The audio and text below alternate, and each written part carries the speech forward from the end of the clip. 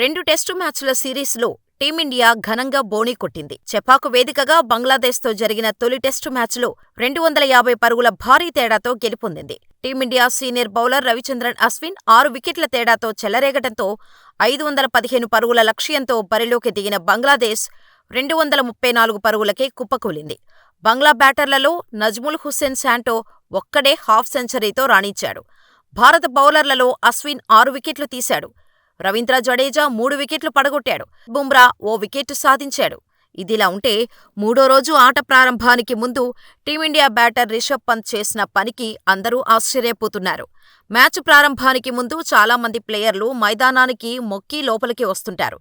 కానీ Bharat star wicket keeper batter Rishabh Pant మాత్రం బంగ్లాదేశ్తో జరిగే టెస్టు మ్యాచ్ సందర్భంగా అందరూ ఆశ్చర్యపోయేలా ఓ పని చేశారు. బంగ్లాతో టెస్టు మ్యాచ్లో భాగంగా మూడో రోజు ఆట ప్రారంభంలో బ్యాటింగుకు వచ్చే సమయంలో రిషబ్ పంత్ డ్రెస్సింగ్ రూంలోనే ప్రార్థనలు చేశాడు. పంత్ ప్రార్థనలు చేసింది దేవుడి చిత్రపటానికి కాదు, తన బ్యాటు, గ్లౌస్, హెల్మెట్స్కు ప్రార్థనలు చేస్తున్న ఫోటో సోషల్ మీడియాలో వైరల్ అవుతోంది. ఓ టేబుల్పై బ్యాటు, గ్లౌసు, హెల్మెటు, పక్కనే బ్యాటు ఉంచి వాటికి పంత్ 2 చేతులు జోడించి నమస్కారం చేశాడు. అయితే ఆ ప్రార్థనలు కలిసొచ్చినట్టున్నాయి.